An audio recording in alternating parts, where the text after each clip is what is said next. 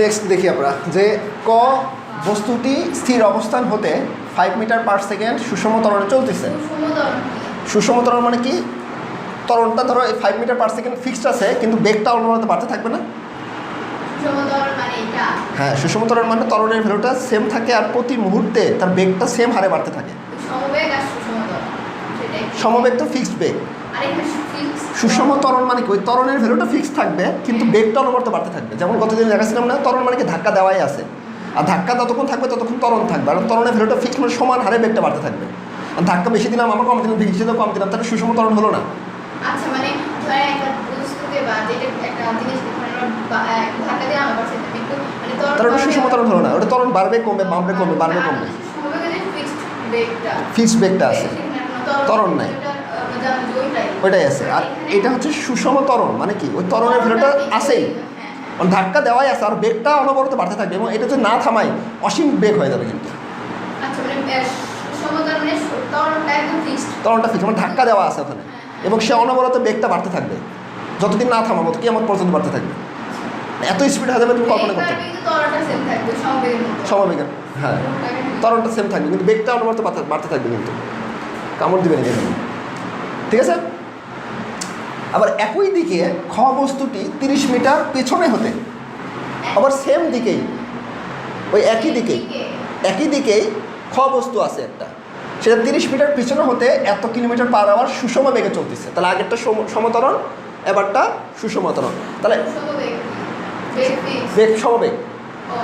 তাহলে এটা চিত্রটা প্রথমে তোমাকে বুঝতে হবে, ড্র করতে হবে। তাহলে চিত্রটা প্রথমে আমরা ড্র করলাম, এটা হচ্ছে আমার চিত্রটা কি হলো যে এই দেখো, এটা হচ্ছে ক বস্তুটা কত ত্বরণে যাচ্ছে? এ হচ্ছে 5 মিটার পার সেকেন্ড স্কোয়ার, এত সুষম ত্বরণে যাচ্ছে, অর্থাৎ এটার বস্তু আদি বেগ ছিল 0, সে আস্তে আস্তে আস্তে আস্তে বেগটা কিন্তু অনবরত বাড়তে থাকবে।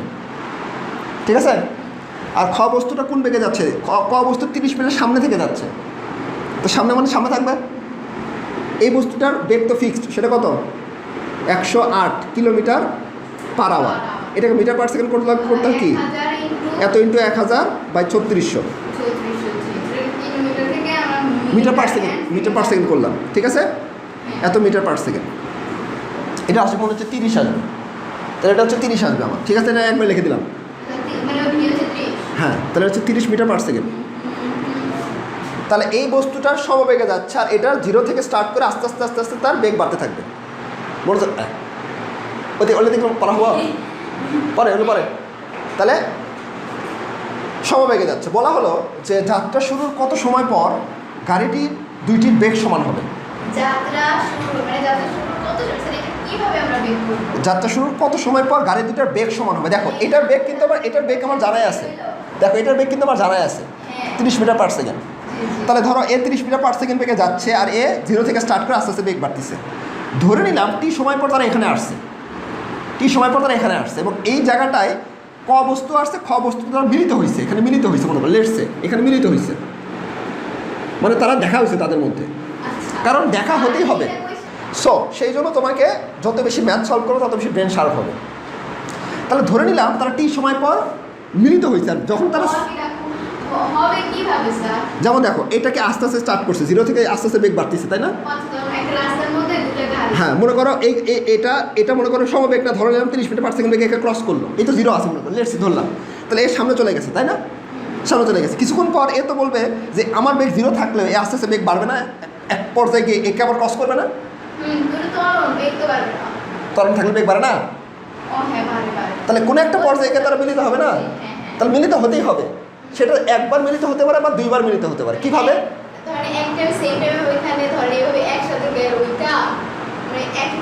হ্যাঁ দেখো, আমি তোমাকে কন্ডিশন বোঝাই। এবার তারা কিন্তু একবারও মিলিত হতে পারে, দুইবারও মিলিত হতে পারে। কিভাবে? দেখো, মনে করো এ হচ্ছে 0, মনে করছে আদিবেগ 0 আছে, 0 থেকে স্টার্ট করছে। এ বলছে হ্যাঁ আমার স্পিড তো অনেক বেশি, এ থাপ করে সামনের দিকে চলে গেছে, সামনের দিকে চলে গেছে, এ তো অনেক খুশি যে হ্যাঁ আমি সামনে চলে গেছে, তুমি সেকেন্ড হয়ে গেলা। কিন্তু এ বলবে দাঁড়াও, আমার তো বেগ বাড়তেই থাকবে। তাহলে এ ধরো সামনে চলে গেছে, কিন্তু একটা পর্যায়ে গিয়ে এখানে আবার তারা মিলিত হয়ে গেছে, মিলিত হয়ে আবার সামনে চলে গেছে। হ্যাঁ, মিলিত তারা হবে। হ্যাঁ, এর ত্বরণ ফিক্সড, সেজন্য এর বেগটা বাড়তে থাকবে, এর বেগ ফিক্সড। এখন একবার চিন্তা করো, দেখো তো যখন ধরো এই ক বস্তুটা একে যখন ক্রস করতেছে, ধরো এই বস্তুটা 0 থেকে স্টার্ট করে এখানে আসছে, হ্যাঁ, আর এই খ বস্তুটা দ্রুত গতিতে এসে এখানে মিলিত হয়ে গেছে, হ্যাঁ হলো। হতে পারে না? এখন খ বস্তু তো আগে চলে গেল, তাই না? খ বস্তু মহা খুশি। যে কোনো একটাই তো আগে যেতে পারে, পর মতো। হ্যাঁ, মনে করো এভাবে চিন্তা করো, ক বস্তুর আদিবেগ 0 না, হ্যাঁ সে আস্তে আস্তে আস্তে আস্তে এই পর্যায়ে পৌঁছাইছে। হ্যাঁ। আর খ বস্তুটা তো বেগ তো ফিক্সড, সে একই স্পিডে এসে এখানে তারা দেবে দেখা হয়েছে, ক এবং খর মধ্যে দেখা হয়েছে।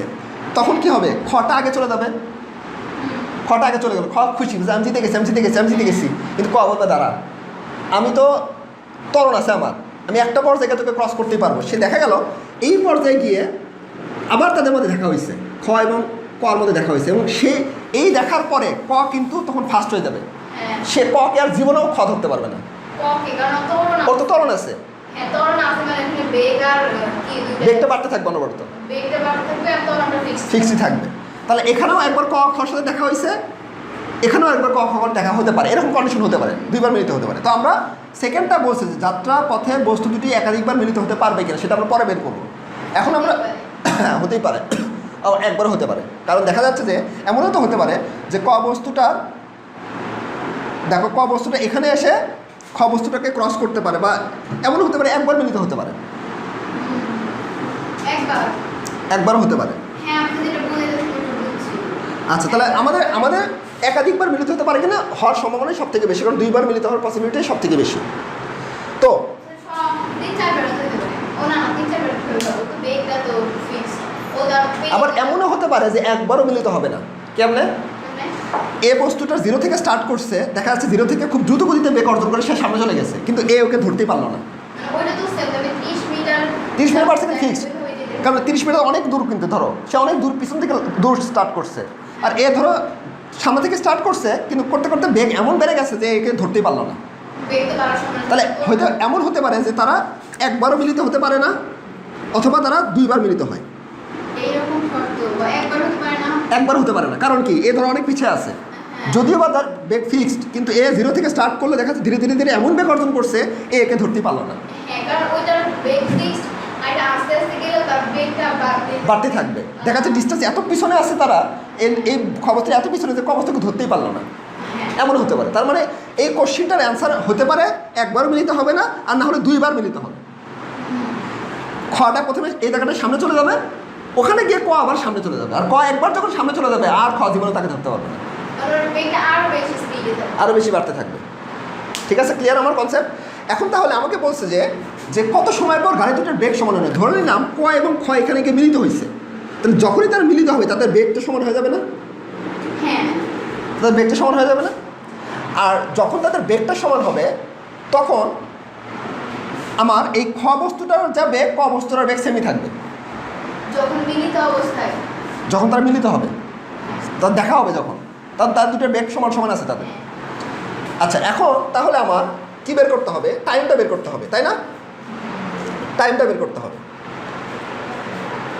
তাহলে ভিটা সমান হবে, তাহলে ভিটা কত ভ্যালু আসবে আমার? সমান সমান যদি হয় তাহলে এই ক বস্তুটার বেগ আর খ বস্তুটার বেগ সমান সমান হবে, তাই কি না? আর ক বস্তুর বেগ কত? 30 মিটার পার সেকেন্ড না? তাহলে আমার বেগটা আসবে হচ্ছে 30 মিটার পার সেকেন্ড। ঠিক আছে, বেগটা আসবে হচ্ছে আমার 30 মিটার পার সেকেন্ড। তাহলে তাহলে ক বস্তুটার বেগও হতে হবে 30 মিটার পার সেকেন্ড যখন মিলিত হবে। ক বস্তুর বেগ কিন্তু দেওয়া নাই, কিন্তু আমি হ্যাঁ, তাহলে আমি দেখো ক বস্তুটার বেগ দেওয়া নাই, কিন্তু খ বস্তুর সাহায্যে ক বস্তুটার বেগ বের করে নিলাম, কারণ যখন মিলিত হবে তাদের বেগ সমান সমান থাকবে। দেখছো কত চিন্তা করতে হবে, কত বুদ্ধি অ্যাপ্লাই করতে হবে। এবার লাইনে আসছো, টাইমটা আমার বের করতে হবে, তাই না? আর ত্বরণ দেওয়া আছে হচ্ছে 5 মিটার পার সেকেন্ড স্কোয়ার। তাহলে ভি এবং টি থাকলে কত নম্বর ইকুয়েশন? 1 নম্বর। তাহলে V equal to U plus A T. তাহলে ভির ভ্যালু হচ্ছে আমাদের 30। টি এখন এই বস্তুটা আদি বেগ 0 ছিল না, তাহলে বেগ হচ্ছে 0 প্লাস এর ভ্যালু কত? 5। আর টিটা আমরা কি করবো? বের করবো। তাহলে টি সমান কত আসবে? 30/5। তাহলে হচ্ছে 6 সেকেন্ড পর বস্তু দুইটার বেগ সমান সমান হবে। বুঝছো? করো। তাহলে এই ম্যাথগুলোর টাইপটা একটাই, যে টাইপ দেখাচ্ছি এই টাইপে সলভ করতে হয় সবগুলোই। মিলিত হবে কি হ্যাঁ, যখনই মিলিত হবে কিনা তখনই এই টাইপের মানে আমাদেরকে এভাবে সলিউশনগুলো করতে হবে। সেটা কীভাবে দেখি, তাহলে এই যে ক বস্তুর সামনে খ বস্তু ছিল, ধরে নিলাম প্রথম কন্ডিশনে ধরে নিলাম এই এক্স মিটার সামনে আছে, ক থেকে এক্স মিটার সামনে গিয়ে তারা মিলিত হয়েছে। মিলিত কেন হবে? থাকা মিলিত হবে না। ধরে নিচ্ছে মিলিত হয়েছে, ধরে নিতে হবে প্রথমে। তাহলে এখানে ক এবং খ মিলিত হয়েছে, ঠিক আছে, মানে খটা সাথে ক দেখা হয়েছে, দেখা হয়েছে তাদের।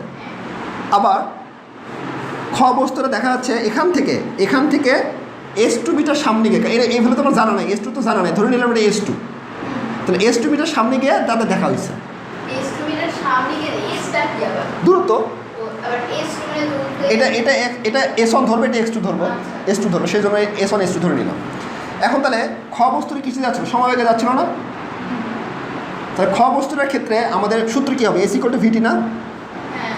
তাহলে S1 = আমরা VT লিখতে পারবো। S1 S1 এর জায়গায় VT কে আমাদের সমবেগের কারণে কোনটা সমবেগে যাচ্ছে? খ বস্তুটা। সমবেগে যাচ্ছে। তাহলে S1 এর জায়গায় আমরা কত লিখতে পারবো? 30 না, ওটা 30 কেন? দূরত্ব। তাহলে এটা হচ্ছে S2, হ্যাঁ, খ বস্তুটার S2 দূরত্ব সামনে গিয়ে মিলিত হচ্ছে। হ্যাঁ। তাহলে S2 এর জায়গায় আমি কী লিখতে পারবো? 30 + x লিখতে পারবো না? 30 হ্যাঁ তাহলে 30 + x = v এর ভ্যালু কত? 30। এই যে এত মিটার পার সেকেন্ড বেগে যাচ্ছিল, 30 মিটার পার সেকেন্ড, মানে 180 kilometre per hour, 30 metre per second. তাহলে এত ইন্টু টি, এত ইন্টু টি, ঠিক আছে। আচ্ছা, এটাকে আমি 1 নম্বর সমীকরণ দিয়ে রাখলাম। হ্যাঁ, এখন 1 নম্বর সমীকরণ দিতে হবে, আরেকটা ইকুয়েশন আসবে, সেটা কীরকম? হ্যাঁ, তা তো করছো নাকি আগে?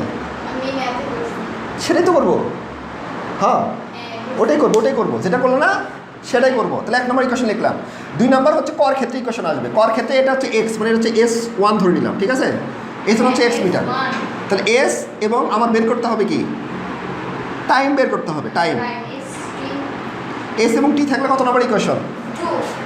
2 নম্বর, অর্থাৎ S1 = UT plus half A T square. And S1 এর জায়গায় আমি এক্স লিখতে পারি না? এক্স = আদিবেগ 0 ছিল না, তো 0 0 রেখে দিলাম, তাহলে হাফ এ ত্বরণ কত যাচ্ছিল? 5, হ্যাঁ 5 × টি স্কোয়ার। আচ্ছা, এরকম আমরা আসলো না।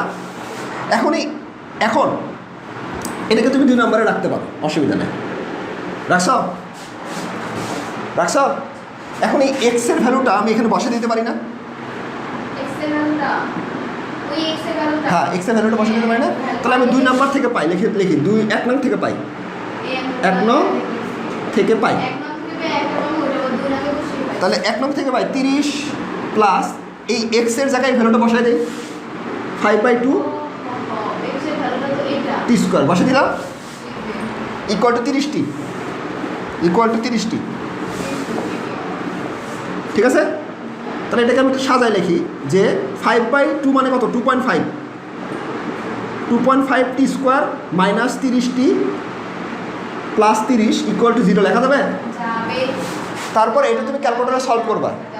কেন যাবে না? এই যে এটা হচ্ছে 2.5, এটা প্লাস ছিল বা সেটা মাইনাস হয়ে গেল, আর প্লাস ছিল এটা 30, ওটা থরটা হাতে না, মনোযোগ দাও, ওর পরে পড়ার আগে, তাহলে লিখতে পারবো ওইভাবে।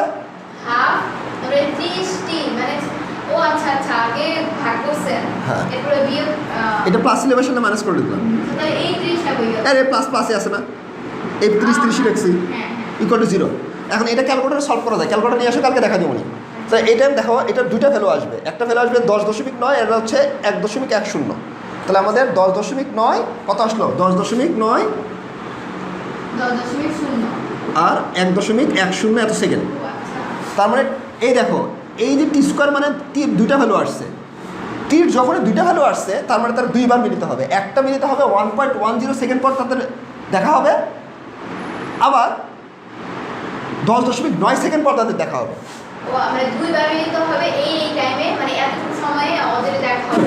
হ্যাঁ, তাহলে এত যেহেতু টাইম 2টা আসছে, তারা 2 বার মিলিত হবে, তারা মিলিত হবে 2 বার, বুঝছো?